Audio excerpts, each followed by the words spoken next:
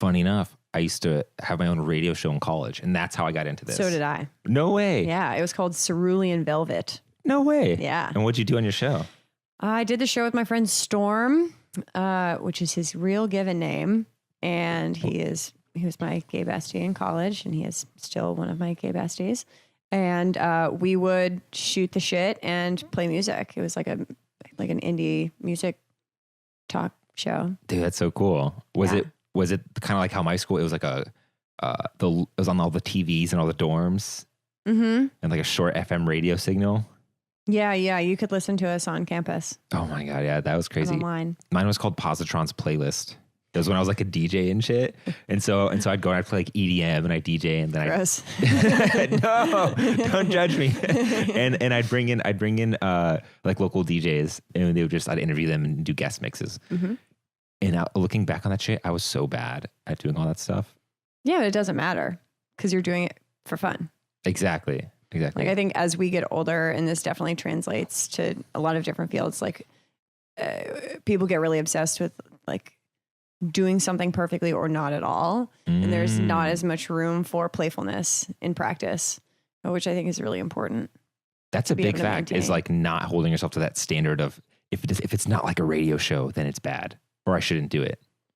Yeah. I mean, I think just allowing room for experimentation and play in whatever you're doing is really important, because that's where we develop and grow. Like it's okay to fuck up and not be perfect. Well, and even though the phrase fuck up, that sounds like a bad thing. Sounds bad, which it isn't, right? Like, because ultimately, like you're doing the majority of your growing through moments where like things didn't go exactly as you planned, or where like you had blind spots that you weren't aware of, or whatever, right? Like, and it's important to allow yourself those growth moments without being like, I am a failure. Everything is terrible. This show sucks. Why am I doing this?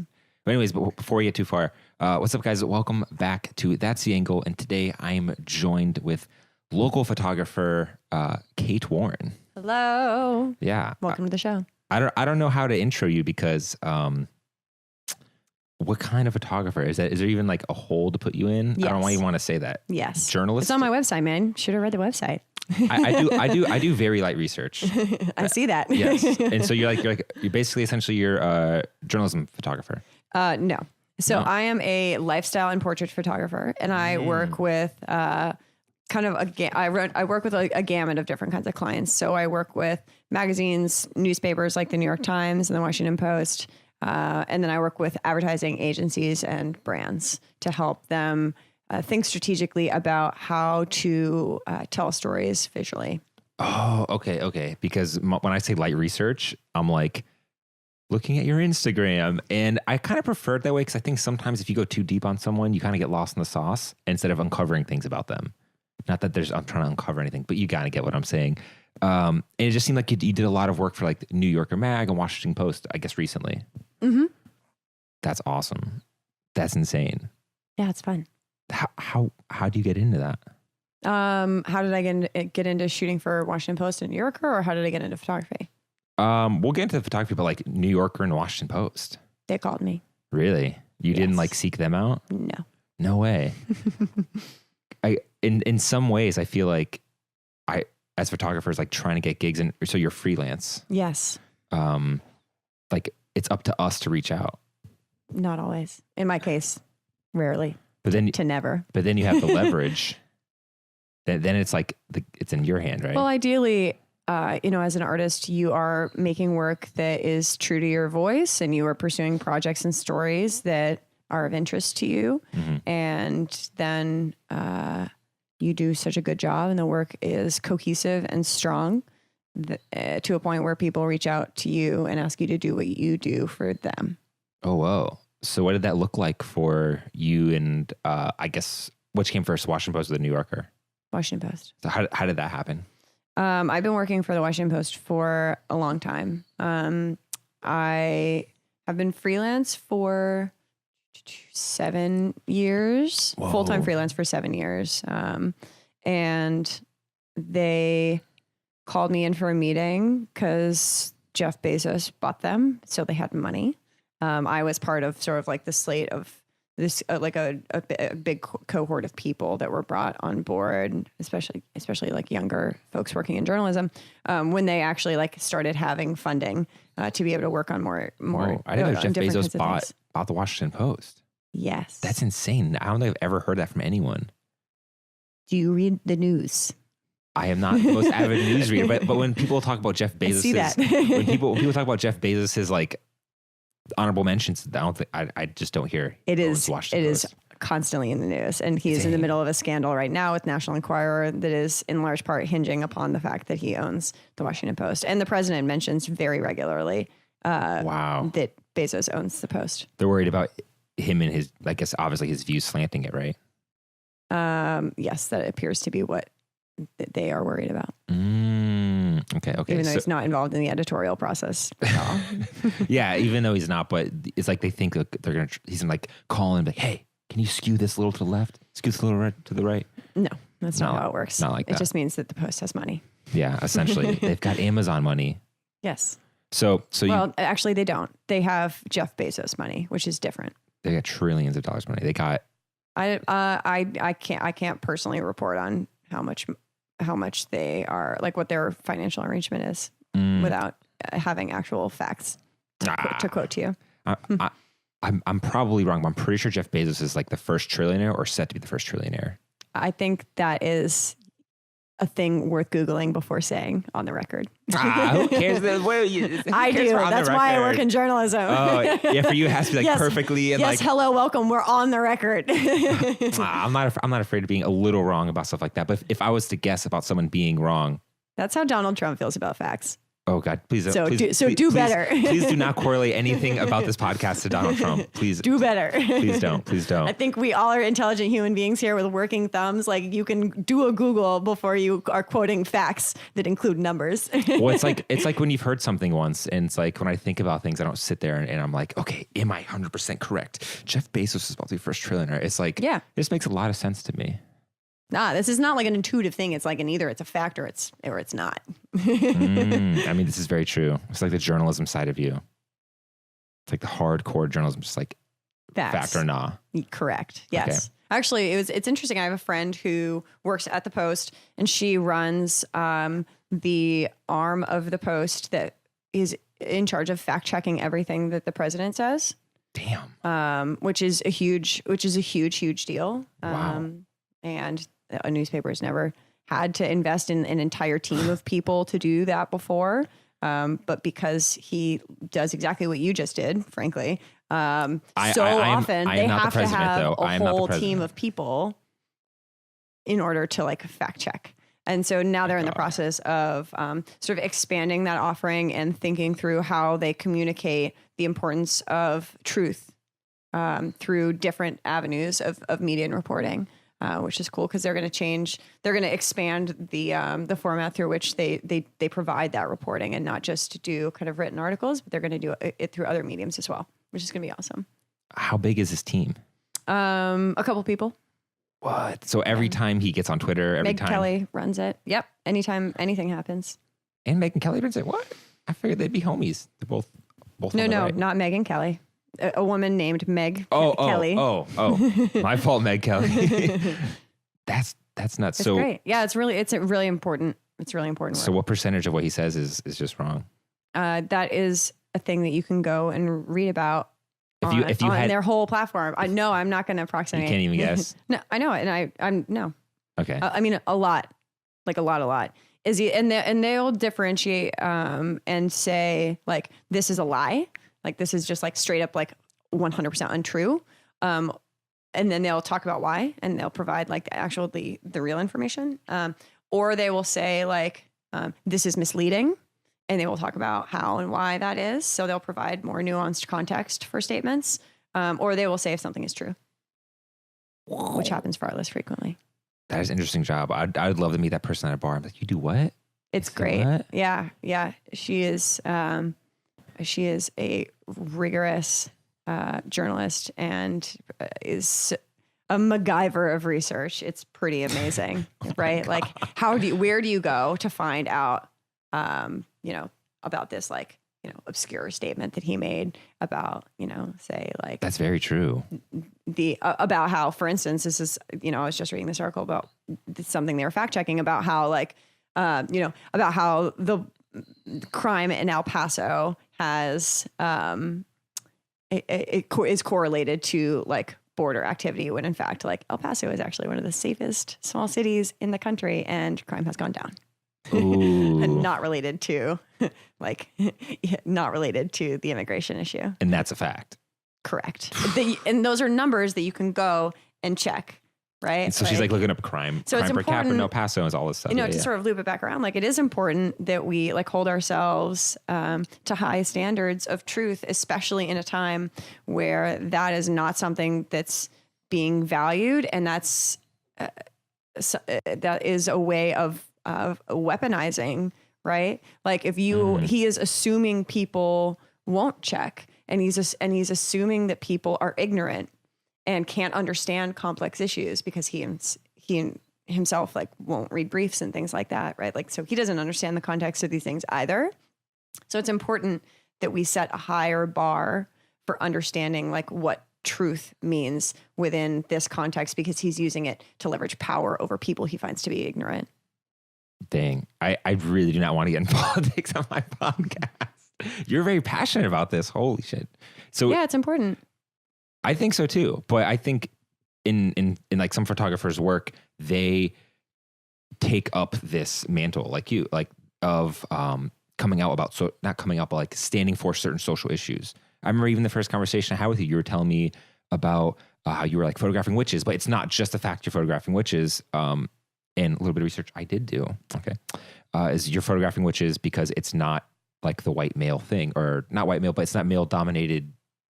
What is it? What did you say again? I'm kind of like misquoting it, but you picked up the story because it wasn't male driven, something like, what was my that? editor at the Washington Post contacted me, Dudley Brooks, shouting out.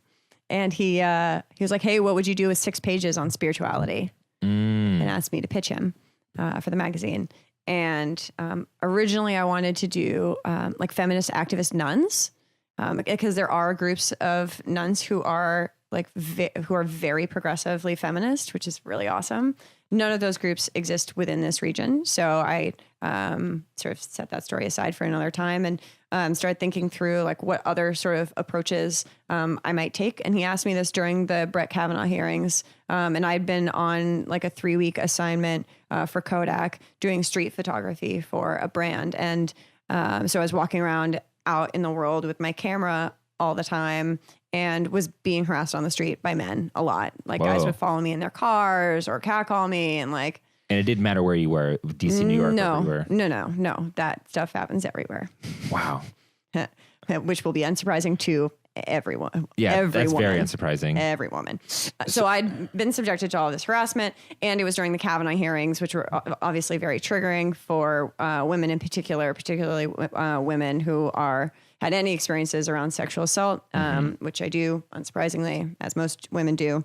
And so I wanted to respond to his question around what I would do on spirituality in a way that would not force me to interact with men in power, particularly. And most organized religions are patriarchal in nature, right? Like true. They're like, you're not allowed to have women priests or cardinals or bishops or popes, or women are like kept at lower grassroots levels of the organizations. And in a lot of these sort of religious frameworks, women are treated as property, right? Like you belong to your husband and you have to obey him. Like it's because it's in the Bible and it says so in this book that was written by a man, right? Like, oh, by the way, right? Like it's not God's book because like this was oral tradition passed down by men across hundreds of years before it was actually written down by a man. So like, of course, these systems are in place to like maintain that power structure. So I wanted to look for a story that would do the opposite of that would empower women and queer people and other people who are subjugated by these patriarchal spiritual structures. And so the answer to that, of course, is witches. That blew my mind. And when you were telling me about that while you're in dinner, I was like, what kind of an assignment is this? So are you telling me that you're walking around with your camera, getting harassed, and you just stumble across, like, how does this happen? Like, is it just you came into contact with a witch? No. So and I provided that context to give you a sense of like where my mindset was. Yeah, exactly. So I pitched the idea of witches to my editor, and he agreed. Oh, so you already kind of like knew about it. I have friends who are in sort of or in the wellness space, and I have a friend who self-identifies as a witch. And I hang out with all kinds of wild artists, and like witches are everywhere. And so once he accepted my pitch, I put out a call on social media asking folks to refer their witchy friends, and I explained a little bit about the project and the context, and then I started getting responses, and I started following up with people directly. And I had a friend who was a witch who introduced me to a bunch of different people. She's a producer, so I actually brought her on as a producer at the beginning of the project to help me sort of like get the ball rolling, because I had a very short window of time in which to do this project. Like a month or a week or how long? They technically gave me a month, but I was on that big project for Kodak, so I couldn't start until the second weekend. So I had 3 weeks to report on spirituality. And so you have to. There's a lot. Like that's one of those big life questions. It's like, what does death mean? Right? It's like it's like, oh God, I gotta pretty much talk about your spirituality and do like photos for it and do the write up too. Yeah. So I did nothing for weeks and weeks and weeks except produce this project and talk to witches and sit in ritual with them and make pictures, and it changed my life. Really? Yes. Because for a number of reasons, when you are sitting down and having like deep and the most possible deep and meaningful conversations with people around trauma and spirituality and identity, how family dovetails into those things, and what it means to be human, and what we as humans mean to one another, and how you find purpose in this life, and what happens after this life, and how you navigate systems of power, and what personal power means, and how you manifest that, and how you manifest your goals, and like this whole lot, how you navigate ethics and consent. So you have these like super in-depth conversations with. Yes. Like, how many of these people did you talk to? 50. 50? Yeah. And so I imagine it being like a rabbit hole where you talk to one, they kind of show you and you just go to the depths. So once I started getting in, and I would express like my intent, and I would let them know that I'm not here to tell their story for them or like give a voice to the voiceless. I was there to hold the space for them to tell their own story in whatever way they felt they wanted to. Yeah, not like. And that's a really important point, because as photographers, we are in. Unlike any other medium, we are in a position of power, right? Like, because we have we are choosing how to represent someone, their community, and their story. Very true. And unless we are already a member of that community, there's a lot of opportunity for like narrative appropriation or abuse of that story, right? And so I wanted to make sure I was being a steward of their story, but not speaking for them. But that's really interesting, because when you say it like that, it's like, oh wow, there is a lot of weight to what we do. Especially, I mean, it's like, should I not be taking these like Instagram collabs as lightly? Because I guess in that sense, you're still doing the same thing. Correct. Yeah, you're still portraying them or showing them in this aspect, whatever it is. Yeah, absolutely. And so you look at pictures of like scarf wearing bearded white man, National Geographic photographer going into Africa and representing like marginalized communities. When in fact, those stories can and should be told by people who already belong to those communities, right? Like allowing communities to speak for themselves. Why is that a bad thing though? So for instance, I just watched a thing on Platon. Yes. I'm sure you know. Did you see this by the way, that art of design thing? Abstract. Yeah. He went into some African country and he was telling the stories of these raped women. So you think he was wrong for doing that? I think at the surface, yes. Okay. I think intent, as with any... His intent seems really good. as, Yeah. hang on.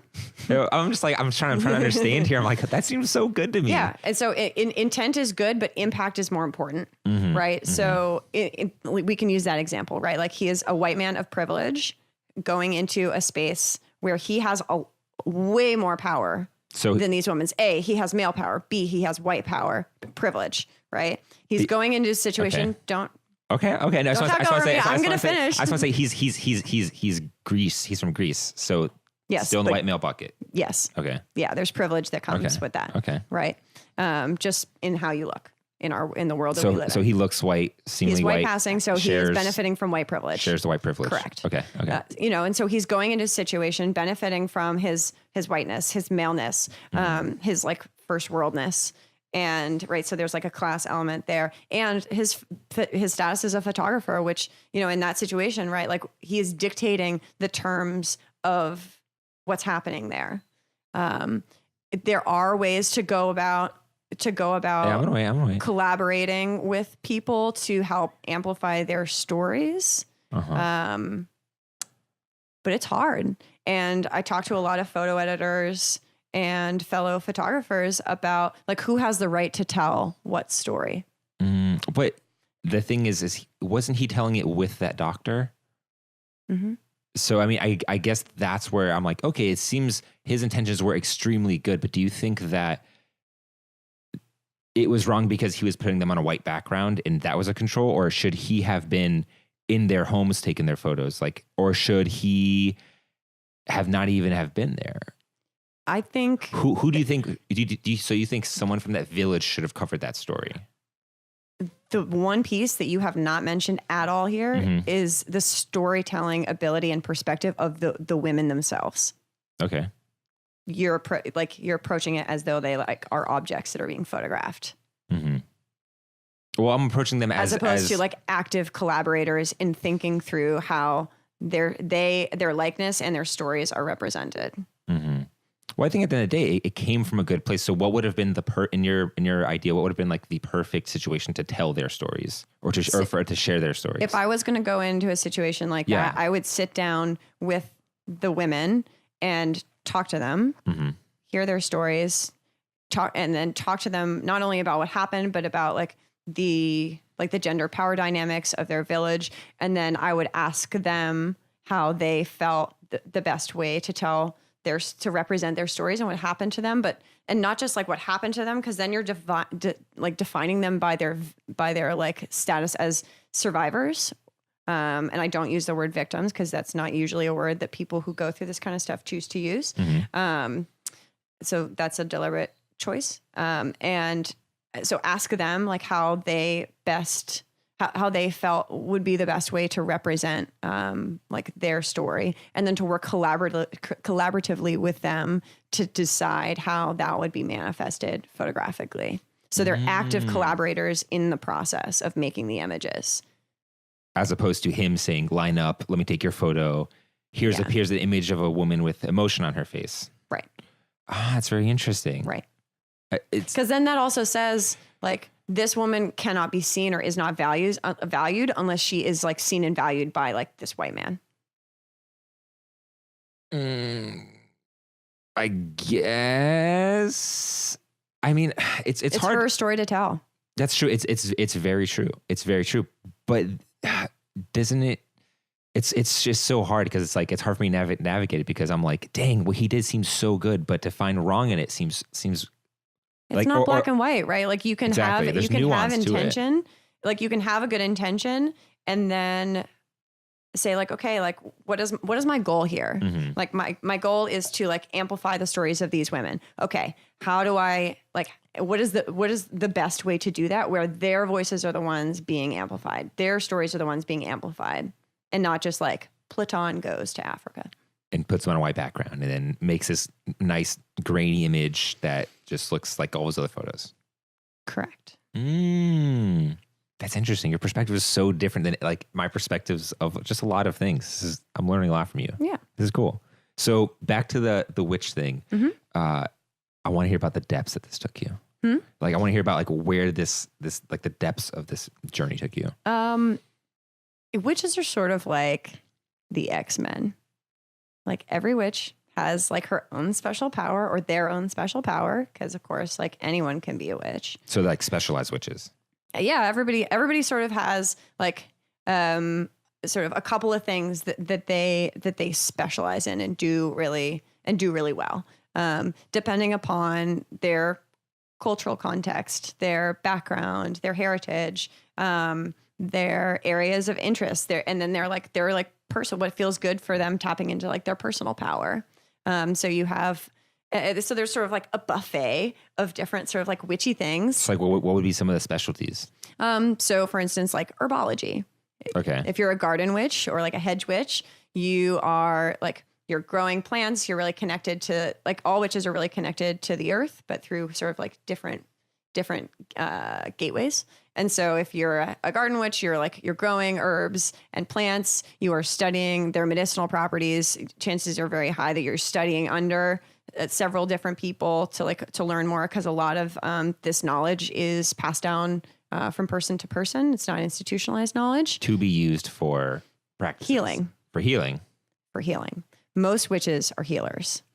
There is a seminal piece of feminist literature that was published in 1973 called Witches, Midwives, and Nurses. And it talks about how in the history of the persecution of women, by pegging them as witches, this term that's used, most often those individuals were just female community healthcare providers.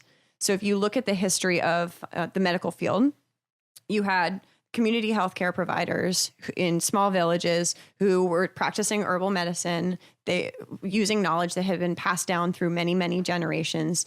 And so if you like were nauseous, you would go and see like the wise woman in your village, and she would be like, here, like make this tea every day for 7 days and then come and see me. It's a very shared notion across a lot of the world, always having healers, whether it's a shaman or whatever it was. Right, exactly. And depending upon which culture, and you find these individuals, these like wise people in pretty much every culture in every country all over the world.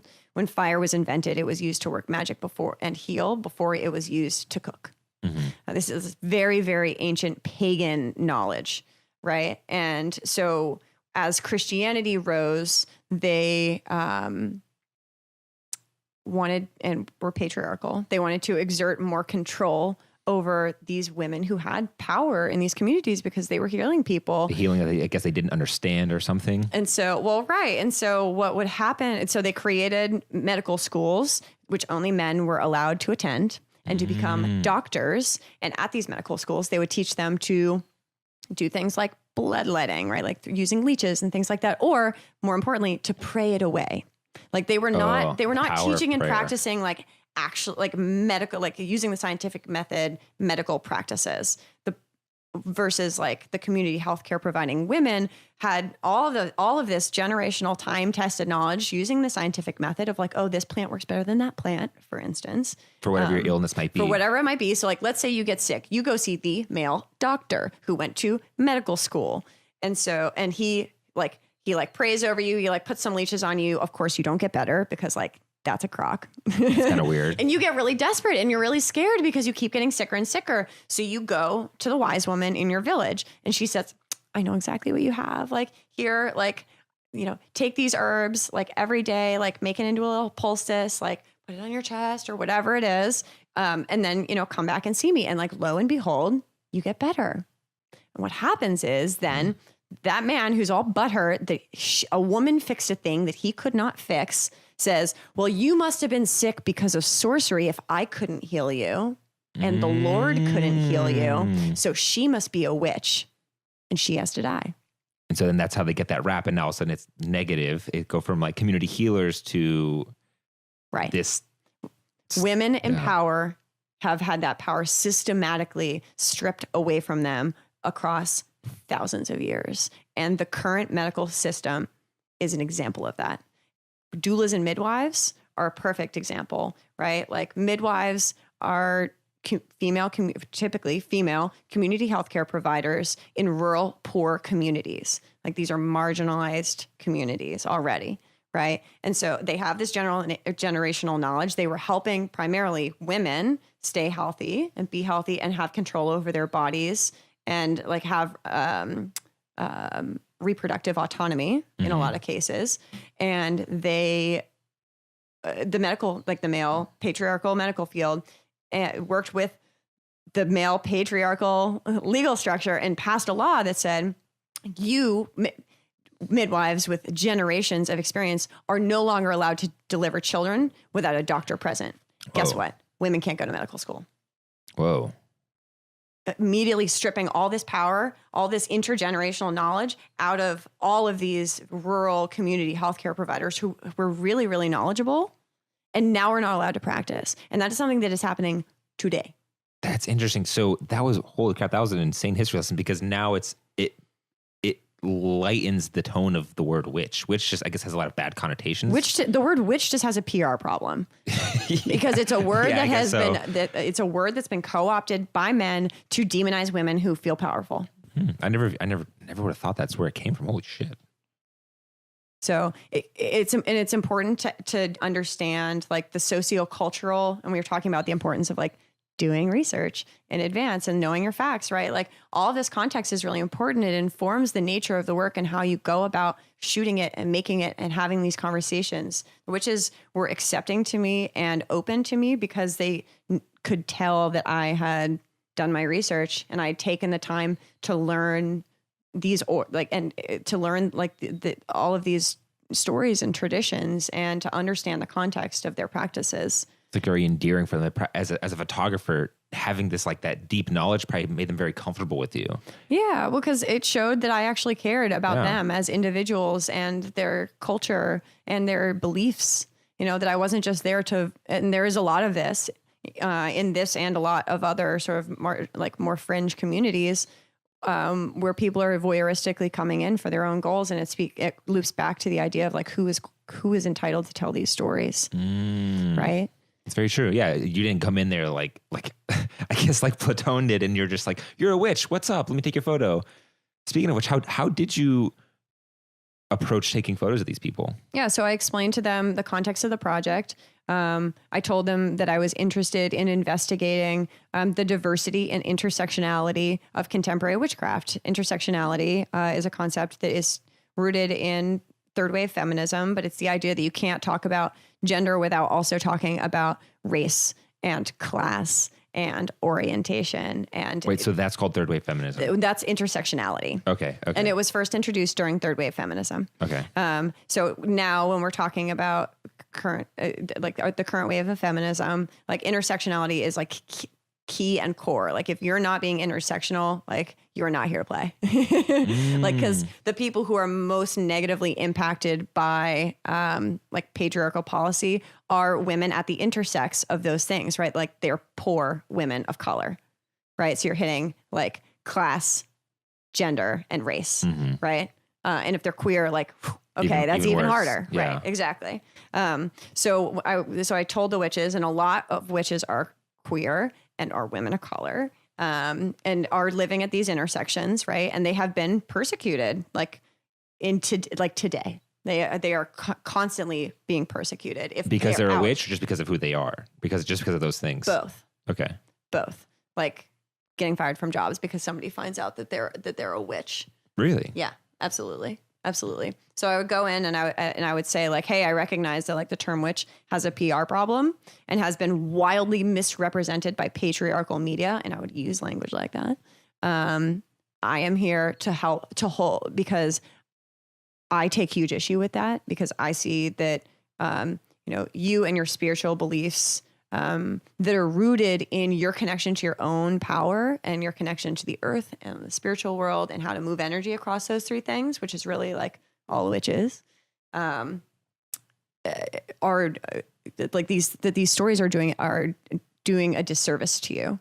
And so I want to hold the space, and that's language that is used in this community a lot, but also in wellness communities and things like that. I want to hold space for you, and for you to tell your own story and to work collaboratively together to make sure that we are representing it in a way that is true to who you are and what you believe. So you can share whatever you'd like from your practice. I'm not here to dictate. I'd like to sit and talk to you and learn more about what you believe and what you practice and why you do. And then we can talk through kind of what that visually ends up looking like.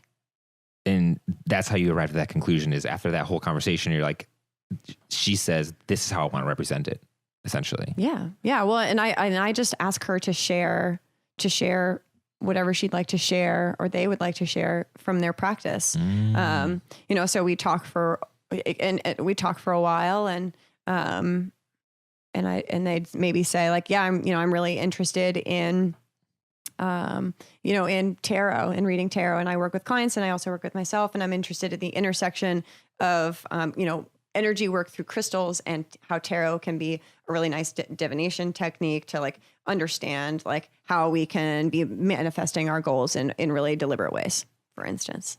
Or, I worked with this witch who is a 4th generation Santeria witch who lives in Baltimore. And she was like called in by her family when she was 4 years old, and she's been practicing since she was 4. Wow. And she walked me through kind of her personal journey, and how her practice has changed and evolved over time. And so then we thought, and then I asked her to do what she does in her practice and allow me to photograph it. And so that's what we did. So she would like do like a ritual, and you just would kind of maybe, I guess, set up lights. I know she used a lot of gels and stuff for that. No, that's all available light. Oh, really? The Witch Project is all available. Oh, wow. Yeah. It was very documentary. Yeah. Oh, wow. It to me, it looked like you maybe set up some gels to kind of capture the mood or something like that. No, that's all environmental. That makes it even cooler. Like that makes all those photos. Those are some very powerful photos, especially the ones with like the Trump dolls and everything. I was like, whoa. I mean, and then the portrait of that girl's face with the nose ring. Yeah. She's amazing. About halfway through the project. So all throughout the project, I was getting readings done on me or with me. Of course. And like I had, usually through tarot, but depending upon like what that person did, if they offered, I would never ask like, oh, you do a reading for me? Right. Cause it's sort of like grabby. Yeah. But if they offered, I'd be like, oh, I would love a reading. Thank you. That would be great. It was a nice like bonding experience. And so throughout the project, I sort of let these readings dictate how I should be approaching the project.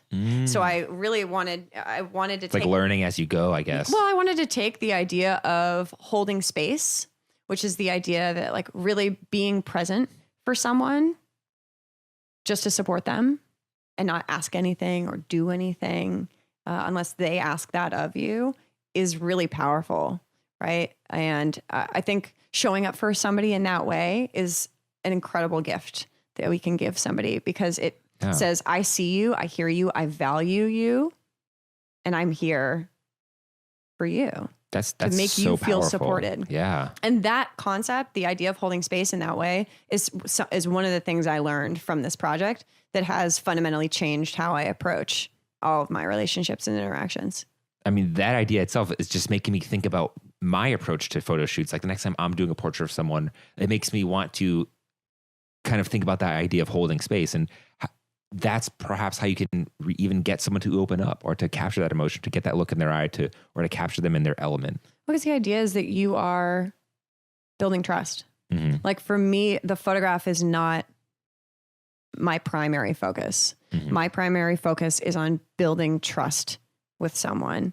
My primary focus is on the exchange that I have with that person, that I am truly connecting with them and making that, and I am adding value to their life through our exchange. I have something to offer them because I want to make sure that the value exchange is equitable between us. And I'm asking something of them, right? I'm asking them to give me their time and their energy, their likeness, their story. And to your point, to like come to a level of vulnerability in that space together, right? That's asking a lot of someone, I think.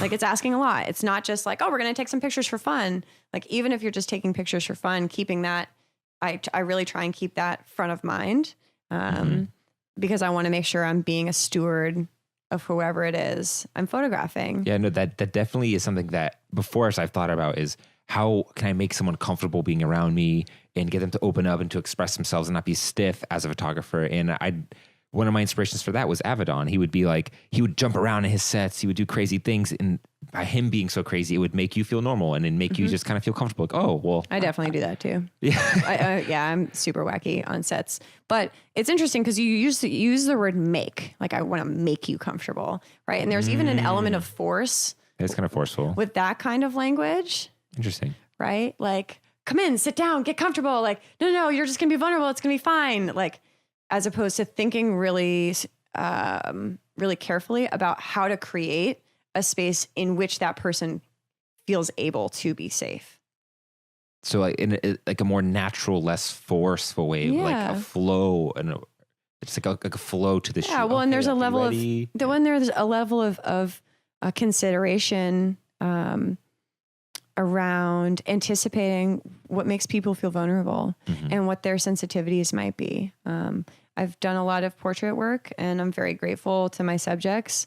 And when I photograph people, I'm always cognizant of what they might be insecure about. Really? Like physical or just anything? Anything. Yeah, anything. And I create space for them to like share those things with me if they feel comfortable. Do you ever point it out, or you just No, I deliberately ask, like, hey, and I'll say something like, hey, I want you to know that, like, I am here first and foremost to be a steward of you and your story. Mm-hmm. Is there anything that you want to make sure that I'm aware of so that I can be mindful to be thoughtful of that thing that you are sensitive about? It's such a nice way of putting it. Well, I want to, and again, it's about me holding the space, right? Like, I'm not like, hey, I see that you're worried about looking fat.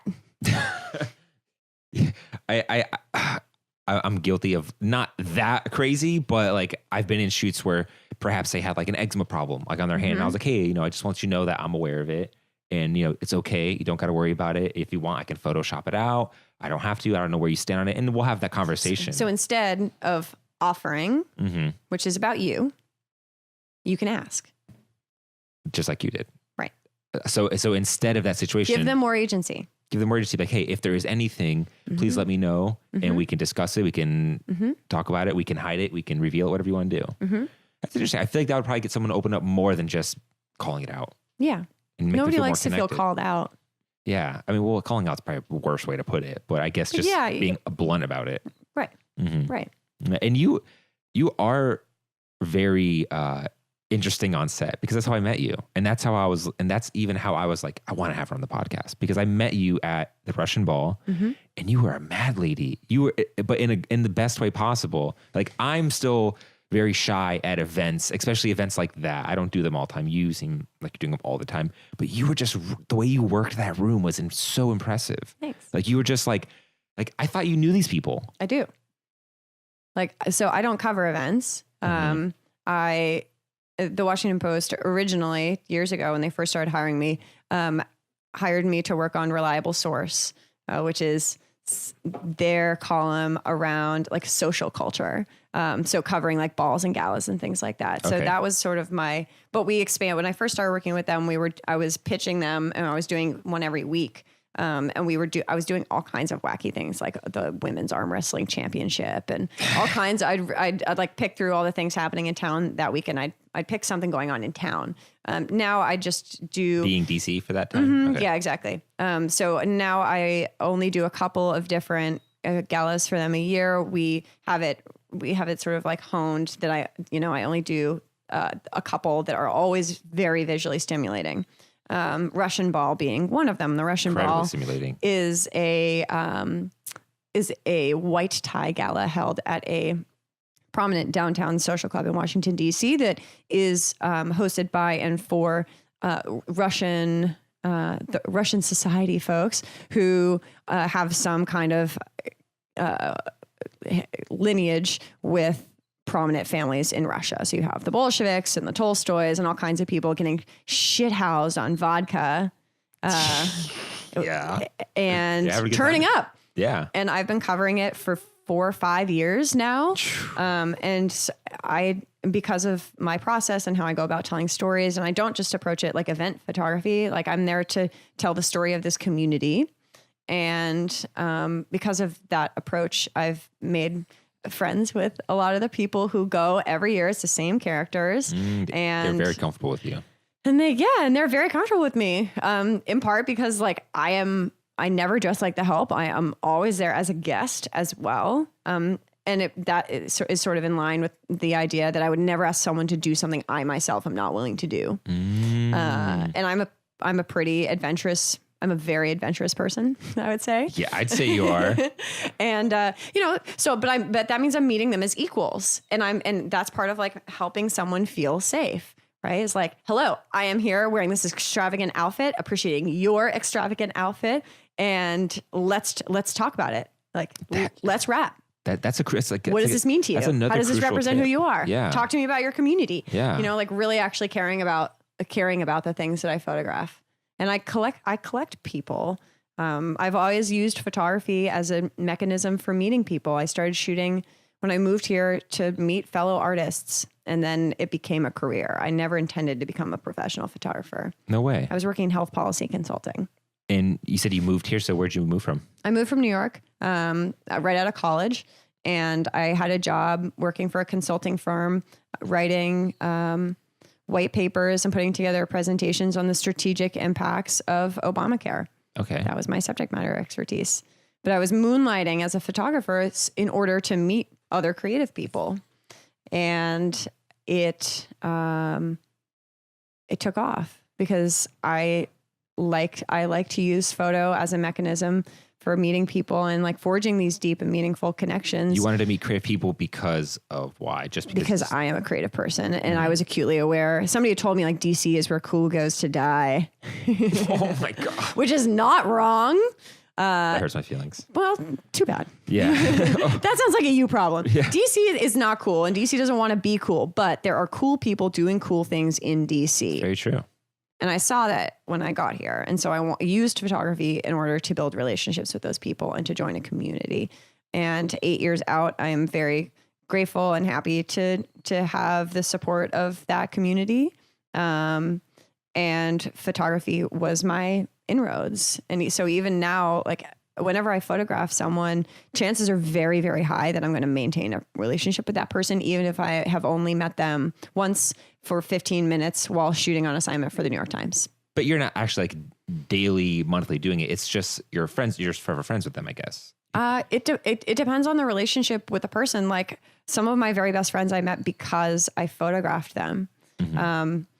But other photo subjects, we like stay in touch. We email, we text, we see each other when we're in the same place. Some have become collaborators. A lot of them have hired me.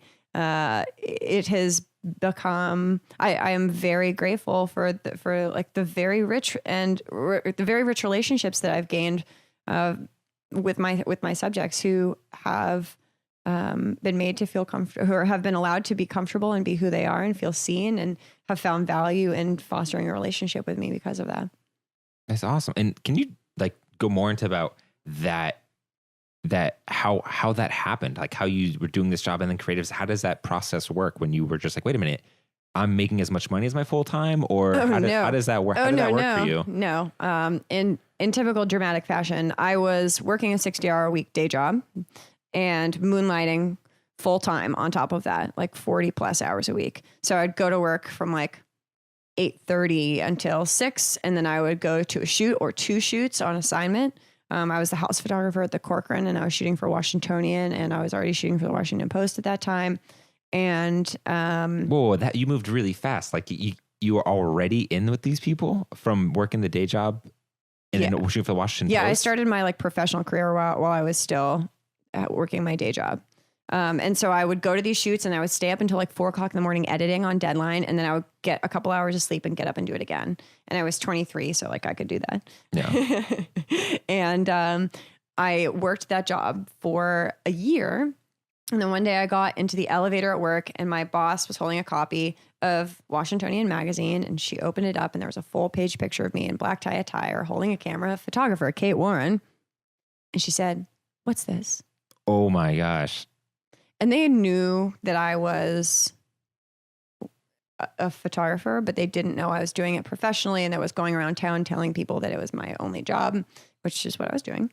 And "Hi, I'm Kate. I'm a photographer, right? Mm-hmm. Like, here's my card. Here's my website." Like I was running a blog that a lot of people in town followed. that was called Go Kate Shoot. And I was posting pictures every day from just around town, sort of like a sartorialist thing. And they were like, we're so excited for you that your photography career is going so well that we're going to give you an end date working here. Whoa. So they pushed me out of that job, and which was deserved because I was definitely working on photo stuff. Didn't you want that at work? Well, no, nobody wants to get fired. No, I mean, like, didn't you want to go into that more? No, I didn't want to be a professional photographer then. I was raised by a family who like were business executives. I went to school for business. It was never, being a professional artist was never presented as an option to me. That was like what you did in your off time. And so then I got headhunted by Uber, and I did marketing for them in the early days in 2012. And I was working 90 hours a week when I was working for them. And so I couldn't photograph, even though when they hired me, I was like, hey, I have this side thing. I need to be able to keep doing it. And they were like, yeah, it's by great. Uber, like you're taking photos for them? No, I was doing marketing for them. I was doing community. I was a community manager really early. Okay. And we were running Uber DC in 2012, and we had to have cash on hand for when the drivers would get arrested, like that early in Uber. Whoa. Yeah, those were very controversial times. Which was wild. And so I lasted 8 months, but the work-life balance was wild. And I was raising hell about the work-life balance, going over my boss's head, being like, this is fucking wrong. Like, we shouldn't have to work this much. This is insane. And they fired me. Like, they straight up fired me and like, we'll wait for you and then escort you from the building style. Whoa. Yeah. You got fired from 2 jobs. Impressive. Yes, I sure did. That's very impressive. Thank you. Yeah. And, but it turns out 90 hours a week working for Travis Kalanick is enough to make anyone want to become self-employed. That's the owner of Uber, I guess. Well, it's the former founder. It is the founder, but he is no longer affiliated because there was so much scandal around some of these issues. Okay, understandable. That he is no longer a part of Uber. Wow. He was pushed out as well. So I left and I became a full-time photographer because I had bills to pay. Yeah. And I was financially supporting my partner of the time and just like had to make rent.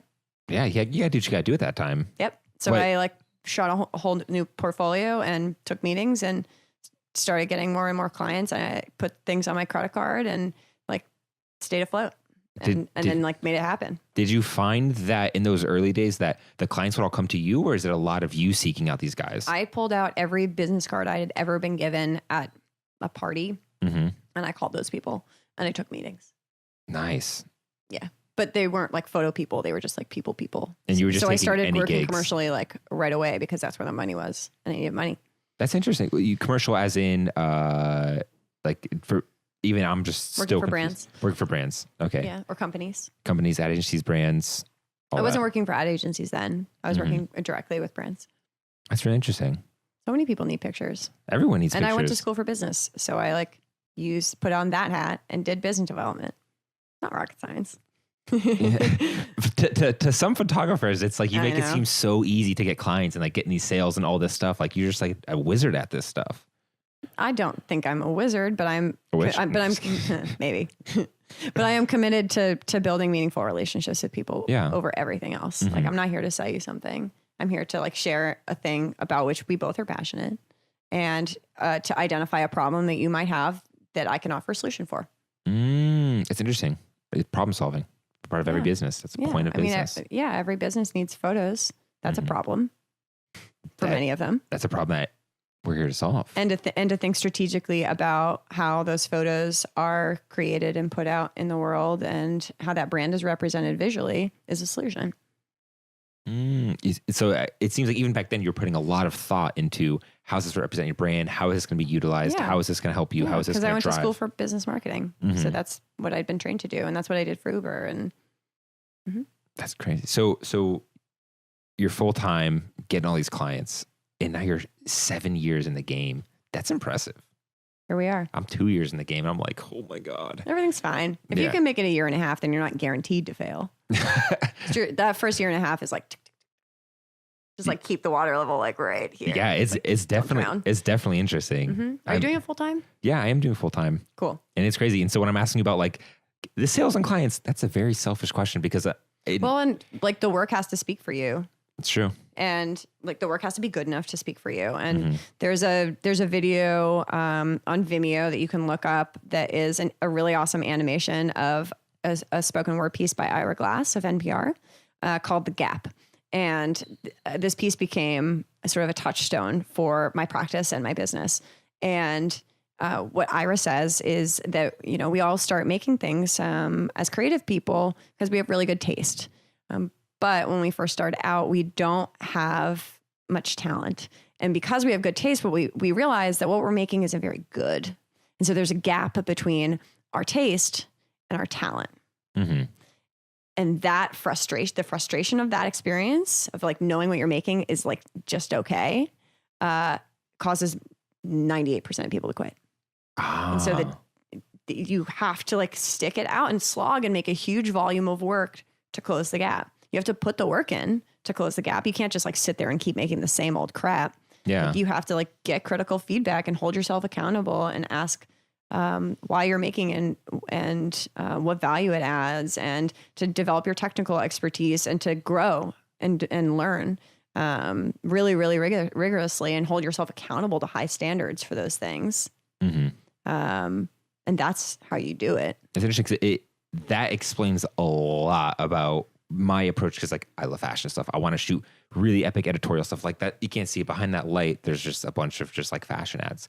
And I know my work is not quite there yet, but I realized that gap, and I've realized that gap. And you know, on Instagram, how it's starting to show you your work 2 years ago. Has that started to happen to you? Oh, well, now Instagram, if you look at like your likes or something, it'll be like 2 years ago on this date, you posted this. And that happened to me. And I look at it, I'm like, I fucking posted that. I'm like, oh my God, I took that photo. I edited that. I'm like, she's looking down. I'm like, thank God I don't shoot like that anymore. And so when you're talking about that gap, it's obvious and it's transparent. It's good to see growth. It's good to see growth. It's amazing to see growth. You know, and fashion is a great example.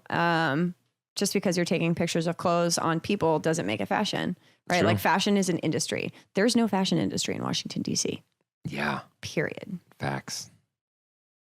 What do you think? What do you think about that?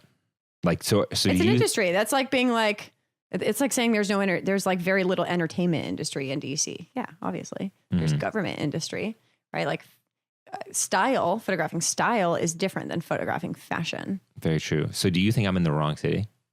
If you want to work in fashion, yes. For sure. You're saying I should just get up and move to New York, essentially. Yes. Because that's the fashion city. And assist someone. Yes. Learn the ropes. Yes. Get the clients that way. Just learn. Yeah. Develop your voice and learn. So what kind of city do you think DC is then? For what? In photography wise. Also, I mean, DC for photography is a photojournalism city for sure. Really? Yeah. I mean, some of the best PJ shooters in the world are based here. You have so many like World Press and Pulitzer winners here. I'm a member of Women Photojournalists of Washington. There are historic, amazing women who are members. And, you know, like the first female staff photographer of the Washington Post is a member, and she's older, obviously. And to have access to that kind of perspective and experience is really amazing as a photojournalist.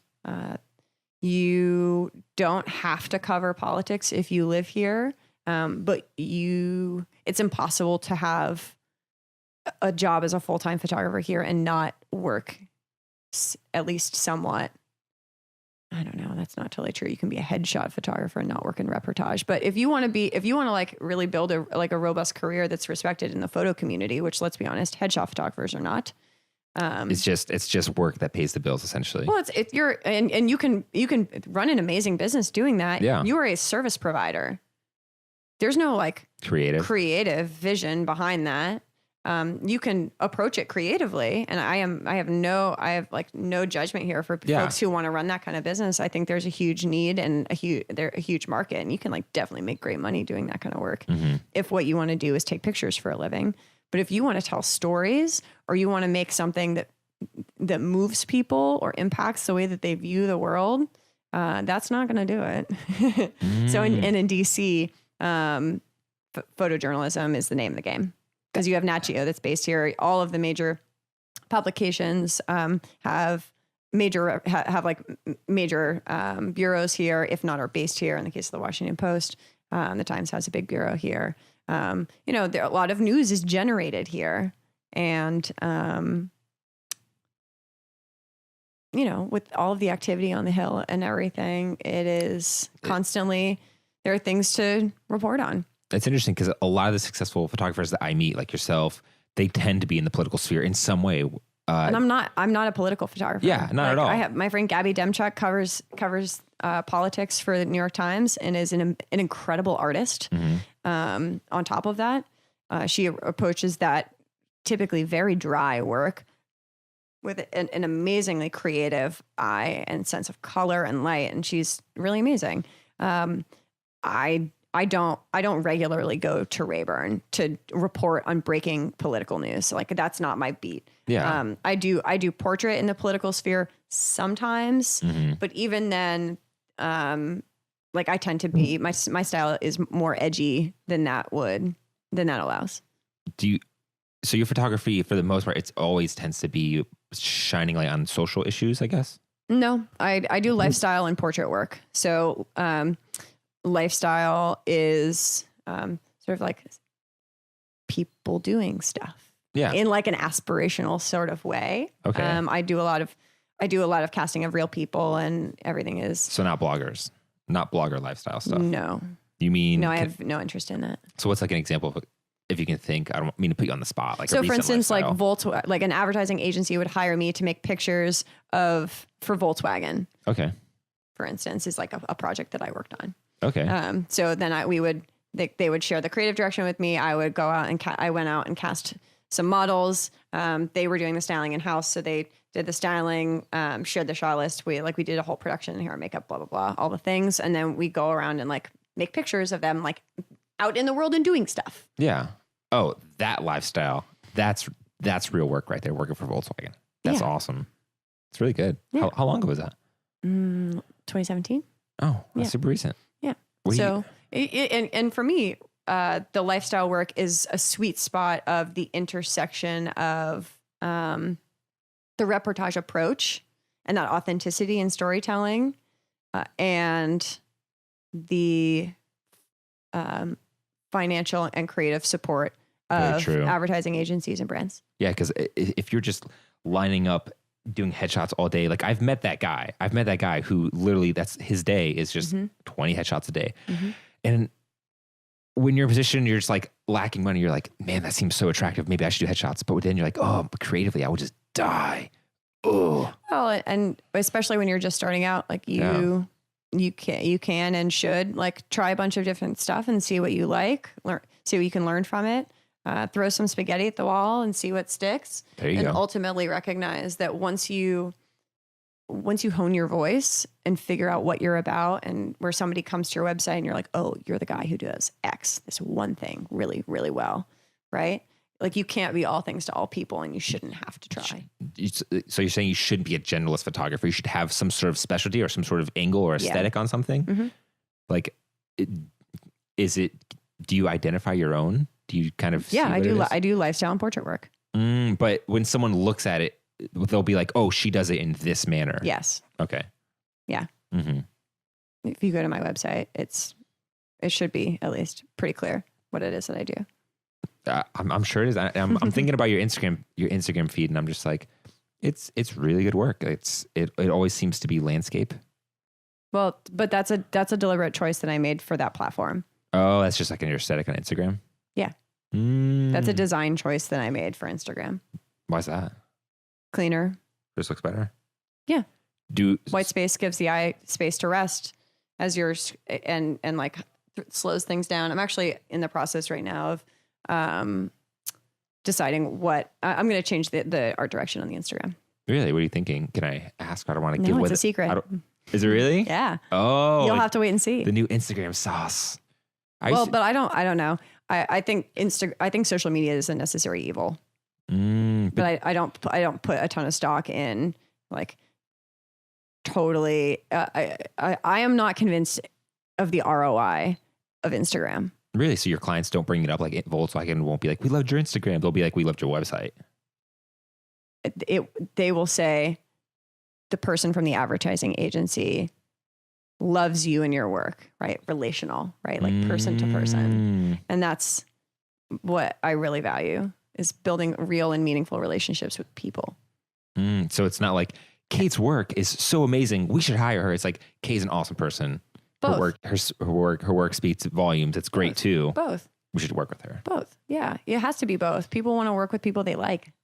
So what about those photographers who are just like the hermits in the back of the room? But what are they, just screwed? No, I think everybody has their different approach. I take my approach, and I value personal relationships because I'm really extroverted. Mm-hmm. Yeah, you are. And I recognize that is a way for me to play to my strengths. You're freaking ninja.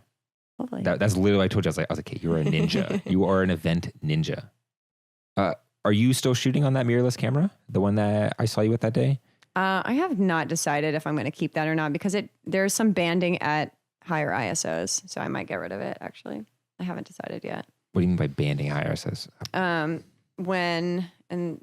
It's documented that this camera does this. It's the new Nikon Z7, which is a mirrorless camera.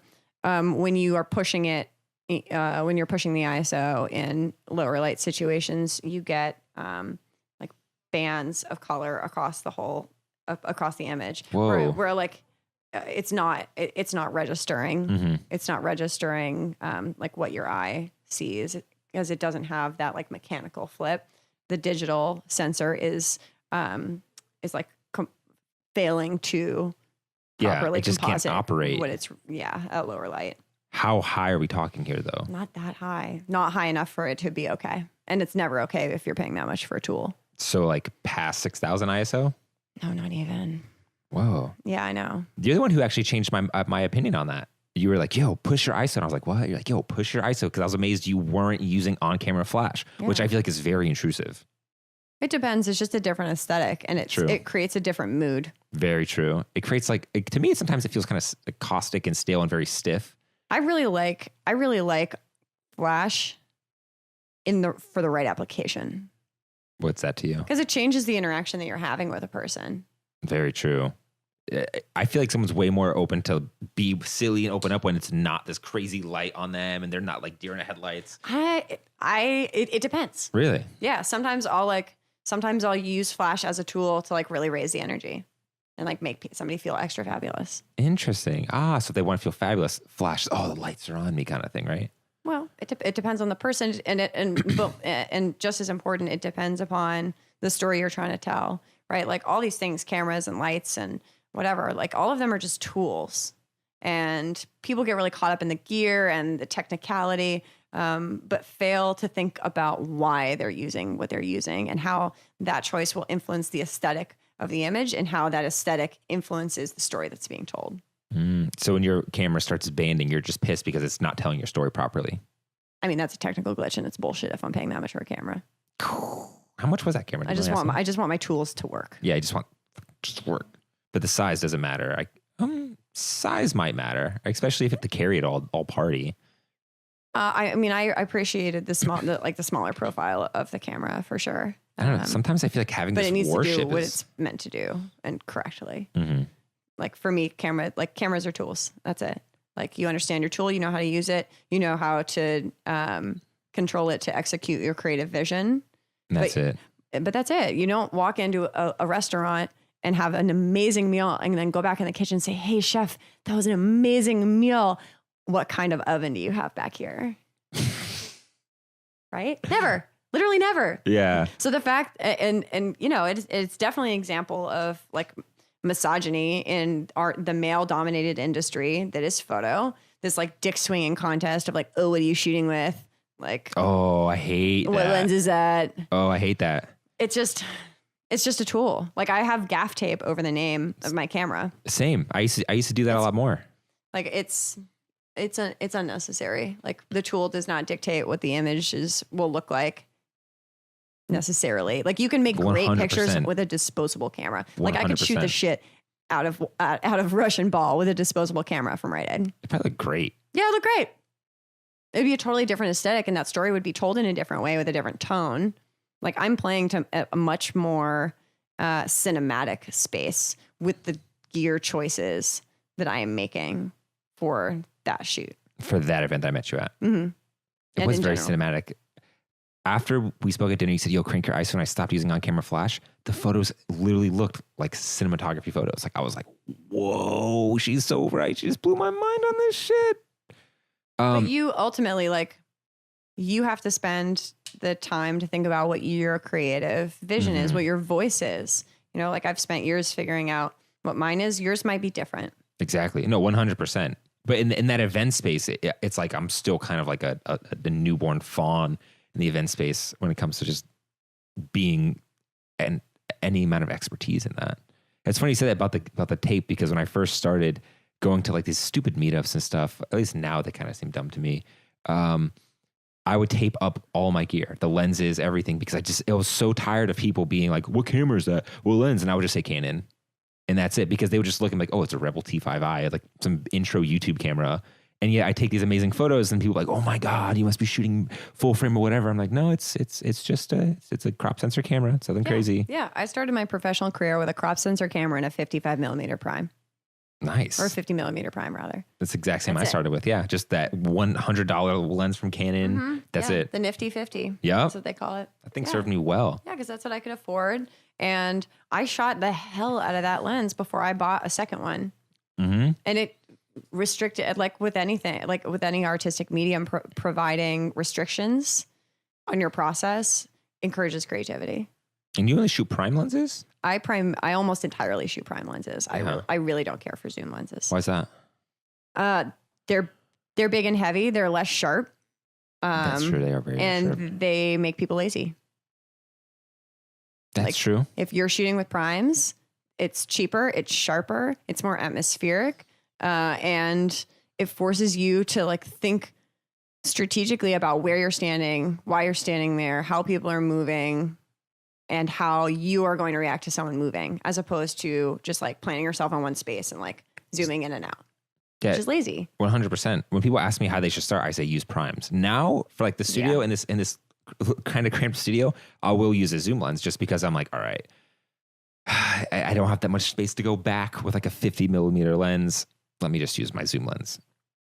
But when I do go back to the prime, it just feels so good sometimes. It's light. It's like a little agile camera. So is there a specific destination you want to go with what you do in your photography? Is there some sort of like pinnacle or some sort of publication you want to shoot for, or something you want to like start? Where does that look like to you? I'm always looking to collaborate with people who are working in the top of their fields and working creatively, who share my values. So, next steps will be to relocate to a bigger market, get an agent, and start working on way, way more advertising, lifestyle stuff.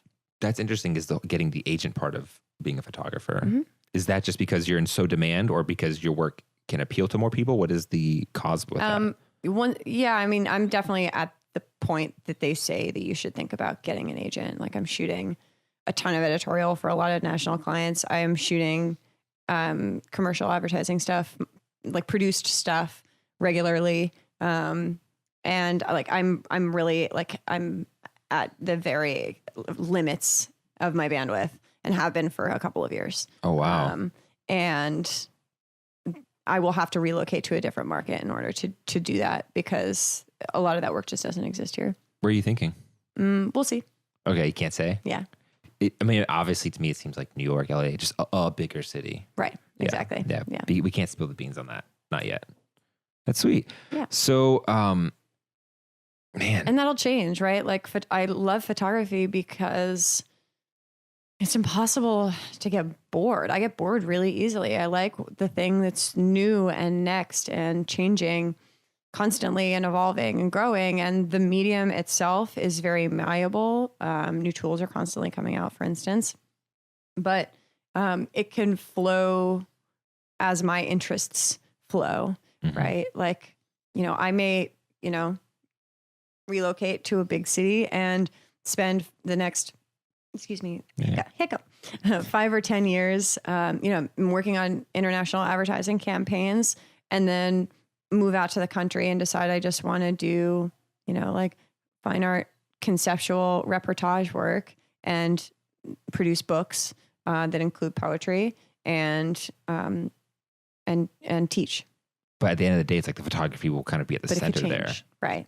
Mm-hmm. Right. Because for me, like again, the image is not the focus. It is the proof, the output of the process, the relationship, the trust, the research. Storyteller comes to my mind. It's all storytelling. You seem like you're just so good at telling people stories. I mean, hopefully that's the goal. Yeah. But and constantly challenging myself. You asked about goals, like constantly challenging myself to think about how stories can be told in innovative ways. Mm-hmm. So finding collaborators to do that. Yeah, on a deeper level, it's not just let's take some dope photos and post them on IG. It's no, let's do something deeper than something meaningful. Yeah. Why are you spending your life doing this? What does it mean? Mm-hmm. What value are you adding to yourself, but more importantly, to others? Yeah, to the world. What is this? How does this change anything? Right. So you mentioned that earlier, that not everybody is political in their work, and you're right. But it's important to me, and this is something I've learned through my years of photographing, that my values be manifest in the work. That I'm walking the walk on my values through every aspect of my life, including and especially this one. It's this life. Right. Yeah. That's so true. So every photo is just an extension of yourself. Right. It's your thought in a frozen image. And the questions that I'm asking and the parts of myself that I'm investigating, right? The Witch Project was a great opportunity to provide a framework for self-reflection about my own spiritual beliefs and practices, for instance. But each person that I photograph and each project that I take on and each story that I tell, it teaches me a little bit more about myself as well. Nice. So what do your parents think about what you do now? They really appreciate that I am an entrepreneur. Swag. That's the framework through which they find value in that's this. True. And it's not a dig. They just don't have a ton of experience in what it means to be an artist and live a life and be a creative person and to lead with that quality. And they're both quite creative, but that wouldn't be the first adjective that they would choose for themselves. But they really appreciate that I have forged my own path and created my own life in a very entrepreneurial way. Entrepreneur is such a 20,000 word. It's such a 2K word. It's such a new word. Entrepreneur. Everyone wants to be it. What about all these people who want to be photographers? What do you think about that? Do you feel like it's too oversaturated and we're kind of getting lost and diluted photography as an art? I think there's a lot of dilution and because of social media, there is a lot of derivative work being made. There's a lot of homogenous work being made. There is a particular aesthetic to Instagram, for instance, that becomes very prescriptive. People spend a lot of time flick, looking at other people's work, and their own work starts to mirror that. And they're not necessarily learning about art history and the history of photography and this longstanding tradition since the 1860s, and understanding the context in which they are picking up a camera or even picking up their iPhone. And that's important. It's important to do the work to understand how you got here and why, and the art historical context for making these images. I think it's great that technology has really democratized access to image making.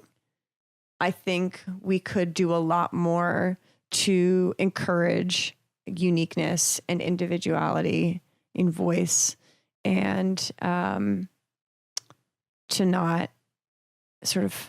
When you say the history, do you mean the history of why photography even started or why it even exists? Art history. Yeah. And studying the work of masters. Yeah. Going all the way back. Who are there any masters that come to your mind? I mean, there are so many, and what inspires me may not inspire you. Sure, so I always encourage folks to go out and do their own research and that is an important part of finding your voice, is to understand where it's coming from and why. So getting inspired by other people's Instagram posts is probably not the best. Maybe look into the past and see where it's come from, how it's evolved. Yeah, and everything. study the masters, and there are a lot of them. Heck yeah, there are. Which is great. And, but it compared to like painting, for instance, where photo is still considered to be sort of the ugly stepchild of the fine art space. And there's a lot of catching up to do on an institutional level in terms of how photography is analyzed, approached, and archived, curated, and presented back to the world. It's still not as valued. By institution, you mean just like in schools? Like museums. Museums, yeah. Yeah, like cultural institutions. So there's a lot of work that can be done then. And because the medium is relatively new in comparison to a lot of other mediums, it's still very much constantly evolving. And people are constantly asking, what does it mean to photograph? What is lens-based art? How can we take that apart and put it back together in a way that is more interesting and that is different? What is a photograph? What does it mean to photograph? So like, what is a photograph of nothing, for instance? Is that possible to create? Right. And studying photographic theory, right. That asks questions like this. There are some really amazing writers that have spent a lot of time building these conversations and arguments. It's important to understand those things and to ask how they fit into one's own practice. It makes me think to the idea, the fact that photography is so available to everyone, the fact that anyone can do it. It's so available. So I guess it becomes harder for people to delineate it as opposed to like oil paint, easels and oil paint. That's available to everyone too. But the barrier of threshold of creating something good is way higher than someone who takes a photo of their 2-year-old son in a what field. You said is good, right? Like, what is a good photograph? It's hard to contextualize that, but it feels like I'm walking to a trap here. I guess a good photograph is something that makes you feel something. When you take away all the technical aspects, it's something that tells a story and shares some insight to whatever this is, or makes you appreciate what is in the photo. There's not a wrong answer exactly to that question, right? Yeah. Like, I think it's important that each person think about what a good photograph is to them. True. And to understand how they arrived at that answer. And that's your unique perspective as a photographer. Yeah, it's part of your voice. That's part of figuring out your voice. What's your actually, before I even entertained that stupid thought, I was going to ask you about erotic and nude photography, how you felt about that stuff. So there should be a museum for photography. I mean, there are museums for photography. Really? Of course there has to be. I mean, the major institutions, and some are, do better than others, have photographic collections and are building them more rapidly than they're building their collections of other things, because they're sort of playing catch up.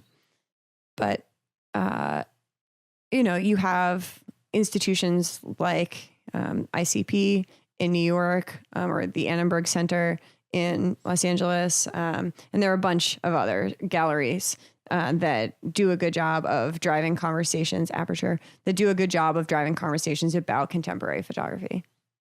That's interesting, because we went to the National Portrait Gallery yesterday, and I did not expect to see photography there. And why not? It like you said, it seems unappreciated. Like it seems like a lesser art form. I mean, when I saw it, it was just like first floor. When you get to the main collection, there's no real photography. It's all just paintings. And it almost seems like they're saying that a painting is greater than a great photo. They are saying that. And that's what the market is saying too. Because if you look at how these things are priced, both from gallery sales and from secondary market sales like Sotheby's or Christie's, like the numbers are wildly different. Yeah, I can imagine. Jesus, I follow a photographer named Tyler Shields. Are you familiar with his work? You aren't? He did the Kathy Griffin bleeding Trump head, where she was holding Trump's head. Oh yeah. He did that photo that got her in tons of trouble. He sells his stuff on Sotheby's, and I was like, dang, that's so cool. But even then, the prices did seem kind of low compared to what other, like an oil or a Basquiat would sell for. That's the market. Hurts my soul. Hurts my soul. Dang, Kate. So I feel like we've covered some great ground here. Thanks for having me. Yeah, for sure. Before we wrap up, just got, I think I got 2 questions. What's your 2019 looking like? How's that looking for you? Get some exciting projects coming up? I do. And you can't talk about them? No. Oh I my can't. God. This is killing me. I'm so curious. I got NDAs for days, man. Oh, really? Yeah. It's like that? Yeah, it's like that. Okay. Jesus. So stand by. Okay. And so then my last thing will be, because we cannot talk to you about that. Jesus. That's kind of cool though. Is there any advice or anything that you would, or tips or anything you'd want to say to like new photographers or photographers in the game, photographers who just started yesterday, photographer who's 3 years in, whatever it is there anything that like a tips or anything you'd want to like share to them, that person who's listening right now? We've talked a lot about a lot of them. We really have. I think the idea that you need to really invest in finding your voice, not trying to be everything to everybody, but to think really critically about what it means for you to be a photographer, why you are making the work, to seek out critical feedback on your work, opening yourself up to that, being vulnerable so that you can continue to grow and improve, and to make a lot of stuff. And to recognize that a lot of what you're going to make is not going to be very good, and you will hate 98% of your stuff even 6 months later. But it's important to go through that iterative process to come to a place where your voice is coming through clearly. Like a create without hesitation thing. Just do it and don't think about it so much. And part of it is, having a sense of play, but also a level of intention. Mm-hmm. Yeah, exactly. Right? Like, why are you making what you're making? Good mix of both. Mm-hmm. Awesome. Yeah. Well, Kate Warren, legendary Kate Warren, Jesus, it's cool to have you on here. Thanks for having me on. Make it happen. Guys, I will link to your website and your Instagram. GoKateShoot.com and at GoKateShoot. All right. I will link to all that, and please look it up while you're driving right now, because you might actually do that. It's really dangerous. Don't do that. Wait till you get home. Spend some time with the work. Oh, yeah, and definitely check out the witch work. That was really cool. It's fun. It's under stories. Yeah. So that's it, guys. That's the angle. Peace out. Yeah, now I just gotta go stop it. Yeah. Yeah. Dude, that was crazy. You blew my mind.